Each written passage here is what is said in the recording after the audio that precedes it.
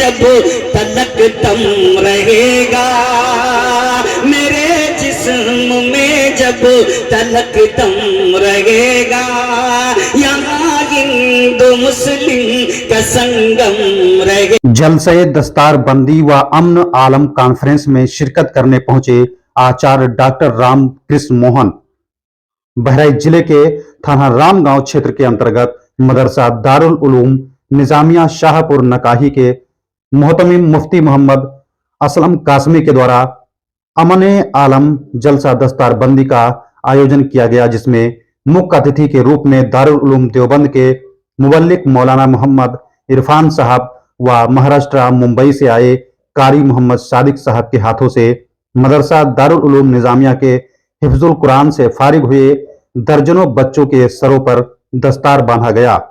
اس کے بعد آئے ہوئے سبھی علماؤں کو بکے دے کر سواگت کرتے ہوئے سبھی علماؤں کو انگ وستر دے کر سمانت بھی کیا گیا ہے۔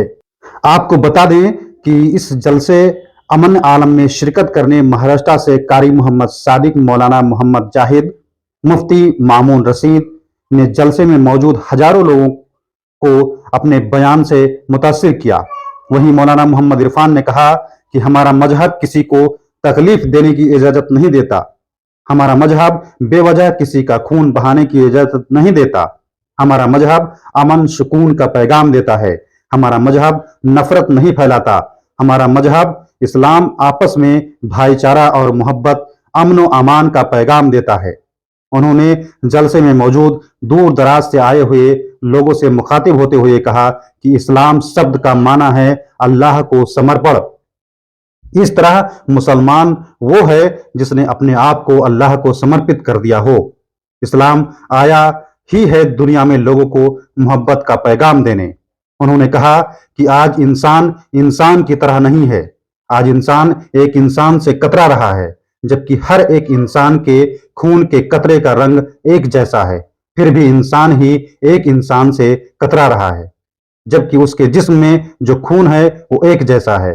اپنے فائدے کے لیے آج لوگوں کے اندر زہر گھولا جا رہا ہے۔ وہیں پر موجود تمام علماؤں نے اپنے اپنے بیان پیش کیے۔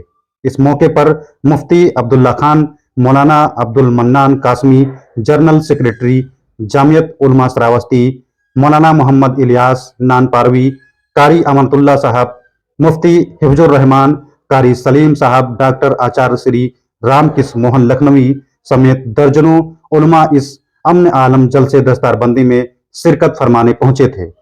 اس جلسے میں علماؤں کو سننے کے لیے دور دراز سے آئے ہوئے ہزاروں لوگوں کا ہجوم امڑا ہوا تھا۔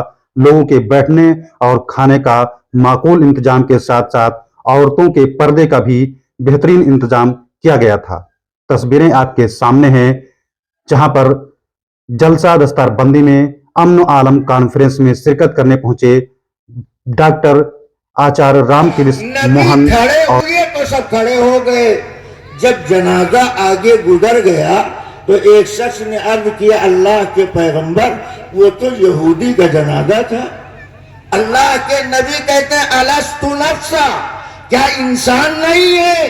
یہ نہ دیکھو کہ وہ یہودی ہے، مجوسی ہے، غیر ہے، انسانیت کا مطالبہ الگ ہے۔ انسان ہونے کے ناطے انسان کو انسانیت کے تقاضے کو پورا کرنا چاہیے۔ انسان مر گیا تو اس کی لاش توہین کے قابل نہیں ہے، تکریم کے قابل۔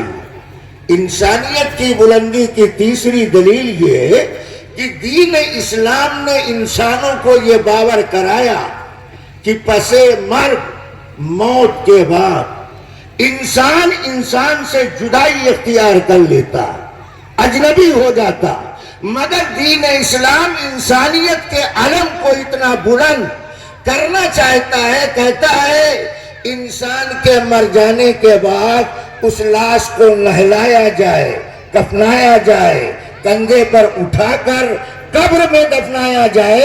اسلام کی اس تعلیم سے اس بات کا پتہ چلتا ہے کہ دین اسلام میں انسانیت کا مقام کتنا بلند ہے، انسانیت کس قدر دین اسلام کے اندر قدم قدم پر انسانوں کو، مسلمانوں کو اس جانب متوجہ کیا گیا تاکہ انسان کے قریب آئے، آج دنیا کا جو نقشہ ملکی اور عالمی پیمانے پر جو فدا، آج انسان انسان سے بھاگ رہا، انسان انسان کے ساتھ سائے کی طرح بھی لگنے کے لیے تیار نہیں ہے۔ حالانکہ جس انسان کے جسم سے خون کا قطرہ نکلتا ہے، ہر ایک کے جسم سے نکلنے والا خونی قطرہ سرخ کلر لیے رہتا ہے، خون کا قطرہ نہیں بتاتا ہے کہ یہ ہندو ہے یا مسلمان ہے، یہ جوان ہے یا بوڑھا ہے۔ انسان ہونے کا تذکرہ وہ کرتا ہے، تمہارے خون کے ذریعے سے تمہاری انسانیت کا پتہ چلتا ہے۔ انسان ہو کر کے انسان کو نہیں پہچانتا ہے، انسان ہو کر کے انسانیت کی ہمدردی تیرے دل کے اندر پیدا نہیں ہوتی ہے، یہ دین اسلام کے مزاج کے بالکل خلاف بات۔ حضرت محمد الرسول اللہ صلی اللہ تعالی علیہ وسلم نے ایک موقع پر امت کو مخاطب کر کے فرمایا کہ دیکھو، تم زمین پر چلتے ہو، زمین پر رہتے ہو، زمین پر بستے ہو، زمین میں تمہارے لیے غلہ دانہ اناج ساری چیزیں اللہ زمین میں پیدا کر رہا، اور تمہاری پیدائش اللہ نے اسی مٹی سے کیا۔ ارے تم کیا، تمہارے ابا کی پیدائش اسی مٹی سے کی گئی۔ قرآن کلیئر طور پر کہتا ہے وَخَلَقَهُ مِن تُرَابٍ، مٹی سے پیدا کیا۔ تو جب دادا ابا مٹی سے پیدا ہوئے تو پوتے در پوتے مٹی سے پیدا ہونا اللہ کے بنائے ہوئے نظام کے عین مطابق ہے۔ انسان کا مٹی سے، زمین سے رابطہ تعلق ہونا یہ فطرت کی بات۔ انسان کتنا بڑا کیوں نہ ہو جائے، جہاز سے سفر کیوں نہ کر رہا ہو، مگر جہاز بھی اڑتے وقت پہلے زمین پر جہاز کو بھی ٹکنا پڑتا ہے، اس کو اس کی اصل کی طرف لوٹایا جاتا ہے۔ انسان کے اندر انسانیت، نرمی، رعایت، مروت، مودت، محبت، انسانیت کا تقاضا، نفرت، تعصب، عداوت، بغاوت، شقاوت، سنگ دلی، یہ انسانوں کی صفات نہیں ہے، یہ حیوانوں کی صفات۔ انسانیت کا تقاضا ہے محبت و پیار کی ادائے اختیار کرنا، میل و ملاپ کی بات کرنا، نفرت، بھید بھاؤ، بھائی چارہ کی جگہ تقسیم کرنا، یہ انسانیت سے بغاوت کہلاتا ہے۔ رہی دوسری بات جو اس عنوان سے جس کا تعلق ہے کہ دین اسلام میں امن و امان، شانتی کی حیثیت کیا؟ دین اسلام میں امن و امان، شانتی کی حیثیت کیا ہے؟ تو آپ یہ بات یاد رکھو، اللہ کہتا ہے وَلَا تَقْتُلُوا النَّفْسَ الَّتِي حَرَّمَ اللَّهُ إِلَّا بِالْحَقِّ، ناحق بلا وجہ کسی کو قتل مت کرو، بلا وجہ ناحق، بغیر کسی غلطی کے، کسی کے خون سے اپنے دامن کو رنگین مت کرو، کسی کے جسم کے خونی چھینٹے تمہارے پنجوں پر نہ آنا چاہیے۔ قتل و قتال، جنگ و فساد، یہ امن کے خلاف طریقہ ہے۔ اسلام امن، شانتی، پیار، محبت کی بات کرتا، کہ ناحق بلا وجہ کسی کو قتل مت کرو۔ قتل کرنا اتنا بڑا جرم ہے، اتنا بڑا جرم، قرآن نے اس کی دہشت و وحشت کو دنیا والوں کی عقلوں پر اپنے الفاظ میں یوں مسلط کرنے کی کوشش کیا، من قتل نفسا بغیر نفس او فساد فی الارض، کسی نے اگر کسی کو ناحق بلا وجہ، کسی نے کسی کو ناحق بلا وجہ قتل کیا، او فساد فی الارض، یا زمین کے امن و امان کو تباہ کرنے کی کوشش کیا، تو وہ قتل نفس نہیں کہلائے گا، بلکہ قتل انسانیت سے اس کو تعبیر کیا جائے گا۔ شیخ الہند مولانا محمود حسن دیوبندی رحمت اللہ علیہ اس آیت کی تفسیر میں لکھتے ہیں کہ جب اس نے ایک نفس کو قتل کیا تو قرآن قتل انسانیت سے کیسے تعبیر کرتا ہے؟